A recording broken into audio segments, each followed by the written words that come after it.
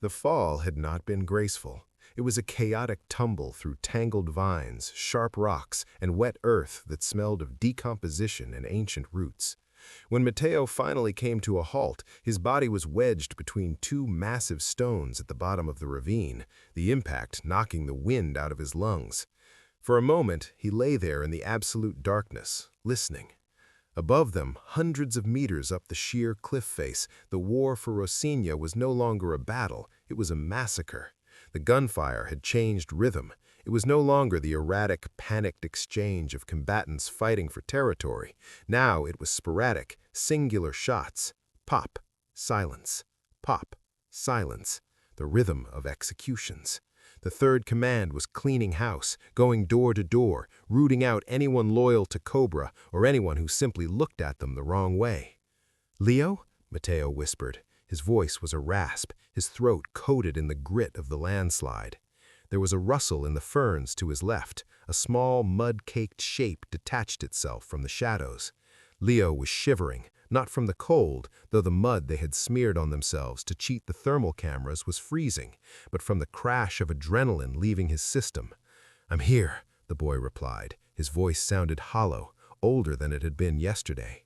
Mateo forced himself up. His joints screamed, a symphony of bruises and strained ligaments, but nothing felt broken.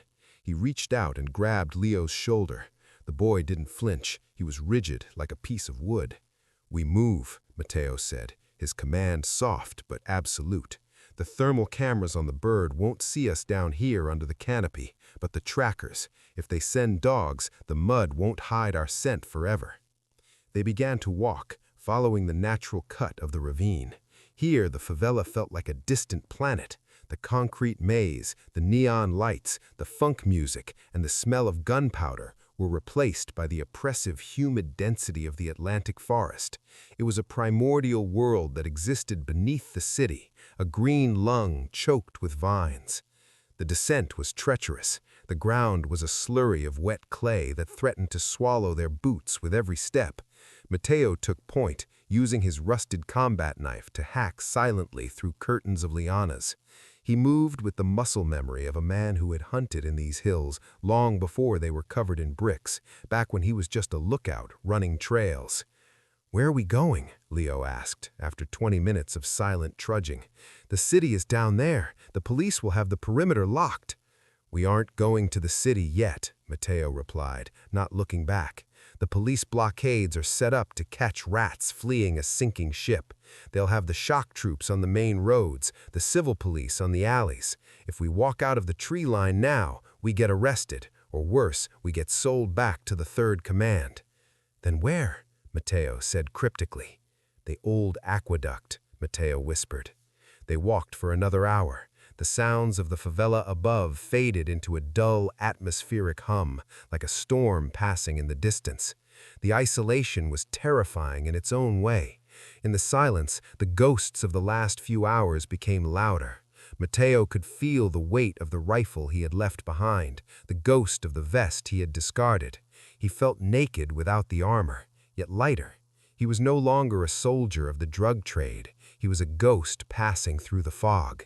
Suddenly, Mateo raised a fist. "Halt." Ahead, through a break in the trees, the moonlight reflected off something stagnant. It wasn't a river. It was a massive concrete pipe, half buried in the earth, its mouth gaping open like a dark cave. It was an old storm drain, a relic from a government infrastructure project that had run out of money and been abandoned in the 90s.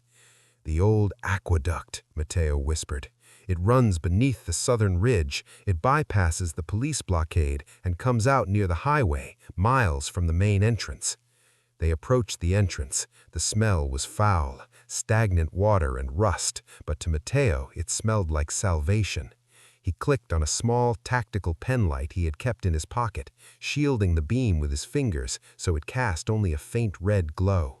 "Inside," Mateo ordered.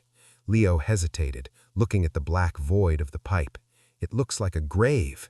"Outside is the grave, Leo. Inside is the tunnel." They stepped into the damp echo of the concrete pipe. The water came up to their shins, cold and oily. As they moved deeper, the light from the forest entrance shrank to a pinprick, and then vanished. They were in the belly of the mountain now. Mateo kept his hand on Leo's shoulder, guiding him. The darkness pressed against their eyes, heavy and suffocating. In this sensory deprivation, Mateo's mind began to drift. He thought of Bruno, the man who had let them pass. He thought of the butcher he had stabbed in the neck. He thought of the look on Leo's face when the boy had pulled the trigger on Sandro. "Mateo?" Leo's voice echoed, distorted by the pipe. "Yeah. Did we win?" The question hung in the damp air, absurd and tragic. "No," Mateo said, his voice low. "Nobody wins in the favela, kid. You just survive long enough to lose someone else. Cobra lost. The third command thinks they won, but they just inherited a graveyard. We didn't win. We just refused to die today." "I don't feel like I survived," Leo whispered, a sob finally breaking through his numbness. "That smell never goes away," Mateo told him. "The truth, brutal but necessary. You carry it. It becomes part of your skin.